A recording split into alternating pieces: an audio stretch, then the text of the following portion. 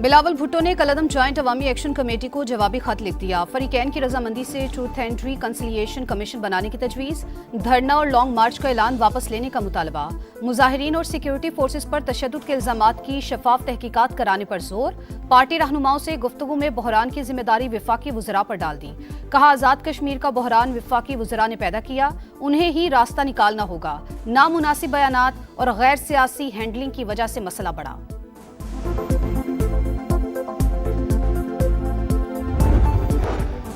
اور جدید ٹیکنالوجی نہ ہونے سے ہم لائف سٹاک میں دوسرے ممالک سے پیچھے رہ گئے، باتوں سے آگے بڑھ کر عمل کی طرف تیزی سے بڑھنا ہے، وفاق اور صوبوں کو مل کر لمبا سفر طے کرنا ہے، وزیر اعظم کا سیمینار سے خطاب۔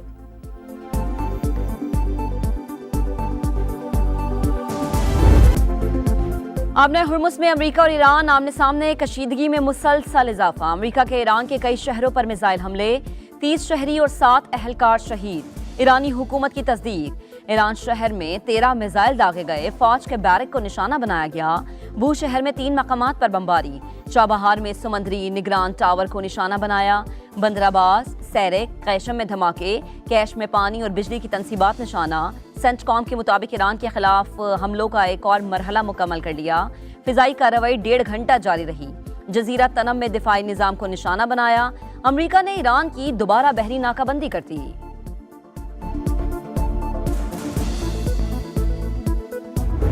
ایران کا آپریشن نصر 2 امریکی حملوں کا بھرپور جواب، اردن، بحرین اور کویت میں امریکی تنصیبات نشانہ، اردن کے ازرق ایئر بیس پر حملے، بحرین میں امریکی 5th فلیٹ کے کمانڈ، ایندھن اور ساز و سامان کی تنصیبات تباہ کرنے کا دعویٰ، کویت میں امریکی فوجی لاجسٹک اور سپورٹ سینٹر کو ہدف بنایا، امریکی اڈوں کے خلاف ڈرون آپریشنز حتمی فتح تک جاری رہیں گے، جب تک دشمن اپنی کارروائیاں بند نہیں کرتا، آبنہ ہرمز بند رہے گی۔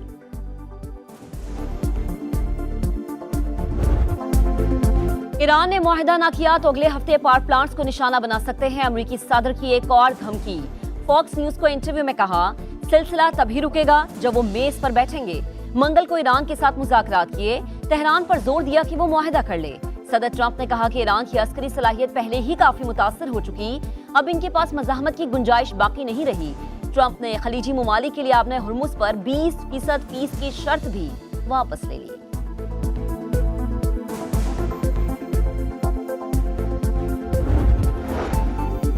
جنگی مقاصد حاصل ہو چکے تو پھر مسلسل دھمکیوں کی ضرورت کیوں پیش آ رہی ہے؟ ایرانی صدر مسعود پزشکیان کا ڈونلڈ ٹرمپ کی دھمکیوں پر رد عمل، کہا دباؤ یا دھمکیوں سے نہیں جھکایا جا سکتا، ملک کے ہر حصے کا پوری قوت سے دفاع کیا جائے گا۔ نائب وزیر خارجہ کاظم غریب آبادی بولے امریکہ نے دوبارہ بحری ناکہ بندی کر کے معاہدہ مکمل طور پر ختم کر دیا، فوجی حملے اور ناکہ بندی ہمیں مجبور نہیں کر سکتے۔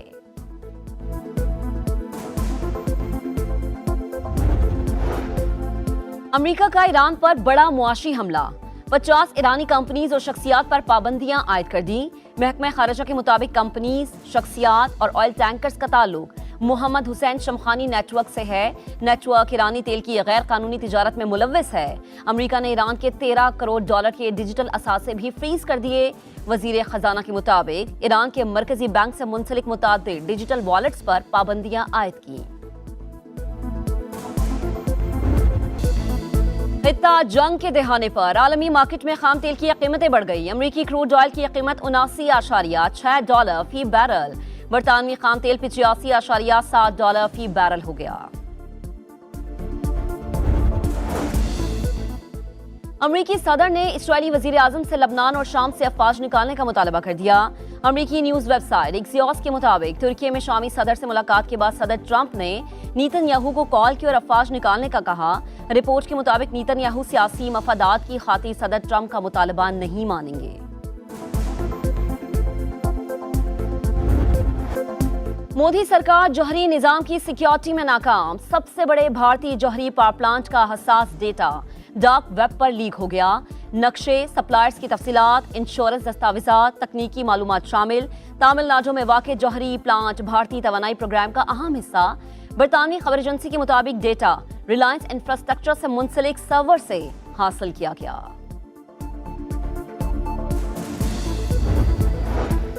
قومی سلامتی کے اداروں کے خلاف متنازع بیان، ایڈیشنل سیشن جج گجرانوالہ نے مولانا فضل الرحمان کو 28 جولائی کو طلب کر لیا، لاہور کی سیشن عدالت میں بھی سربراہ JUI کے خلاف اندراجی مقدمے کی درخواست، عدالت نے ڈائریکٹر NCCIE سے جواب طلب کر لیا، سماعت 17 اگست تک ملتوی۔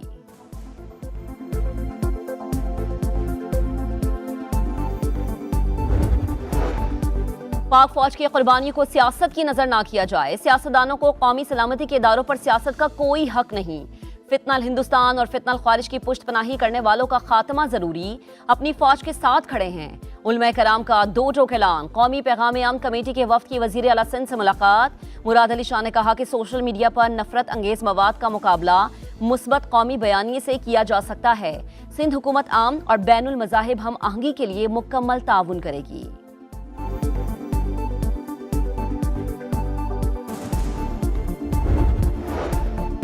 شہداء سے متعلق بیان افسوسناک، مولانا فضل الرحمان پوری قوم سے معافی مانگیں، اسپیکر پنجاب اسمبلی ملک احمد خان کا مطالبہ، کہا حالیہ بیان میں بغض جھلک رہا ہے، یہ کیسے ممکن ہے کہ آپ شہداء کی تذلیل کریں؟ مولانا فضل الرحمان سیاسی بیانیے بنائیں لیکن افواج پاکستان اور شہداء پر سیاست نہ کریں۔ وفاقی وزیر رضا حیات ہراش نے کہا فوج کی قربانیاں سیاست کی نظر نہیں کی جا سکتی، مولانا فضل الرحمان نے دشمن کے انتشار پھیلانے کے ایجنڈے پر عمل کیا۔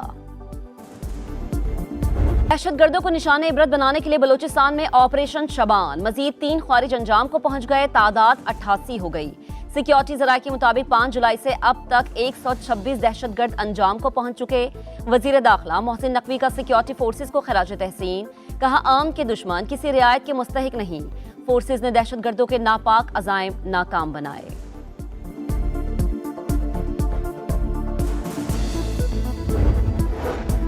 آزاد کشمیر میں عوامی حمایت نہ ملنے پر کالعدم جوائنٹ ایکشن کمیٹی اوچھے ہتھ کنڈوں پر اتر آئی، شرپسندوں کا اسلام آباد پولیس کے اہلکار پر تشدد، گمراہ کن ویڈیو بنا کر پھیلائی۔ آزاد جموں کشمیر پولیس کے مطابق ملزمان کی شناخت کا عمل جاری ہے، حکام کے مطابق کسی کو شرانگیزی، اشتعال پھیلانے کی اجازت نہیں دی جائے گی۔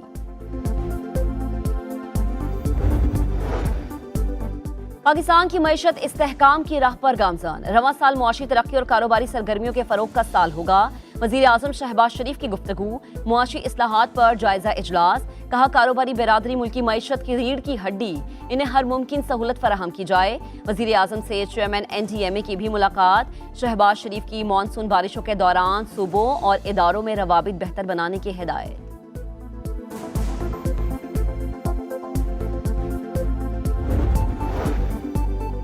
اٹک میں کامرا کے قریب ڈمپر کی ٹکر سے موٹر وے پولیس کا سب انسپکٹر شہید، ڈمپر ڈرائیور فرار، ہیلپر گرفتار، حادثے کی CCTV فوٹیج سامنے آ گئی۔ وفاقی وزیر مواصلات عبدالعلیم خان کا گہرے دکھ کا اظہار، کہا شہید سب انسپکٹر نے فرض کی راہ میں جان کا نذرانہ پیش کیا۔ عبدالعلیم خان کا حادثے کی تحقیقات کا حکم، شہید کے اہل خانہ سے مکمل تعاون کی ہدایت کر دی۔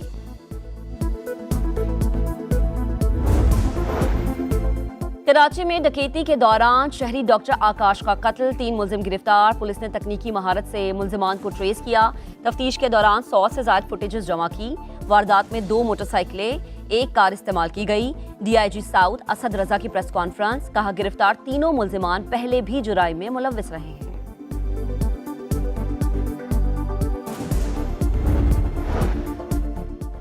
روشن مستقبل کے لیے زندگی داؤ پر، ڈنکی کے ذریعے اٹلی جانے والے 12 پاکستانی نوجوان انسانی سمگلرز کے شکنجے میں پھنس گئے، 7 لاہور کے رہائشی شامل۔ بھیسن گاؤں میں کوہرام، اہل خانہ اپنے پیاروں سے رابطہ نہ ہونے پر غمزدہ، مجھے میرا بیٹا واپس لا دو، باٹا پور کے دلشاد کی والدہ صدمے سے نڈھال، حکام سے مدد کی اپیل۔ ہمارے گھر چولہا بھی جل رہا، ماتم منی پڑی ہے بچوں کے لیے، ہمیں انصاف چاہیے،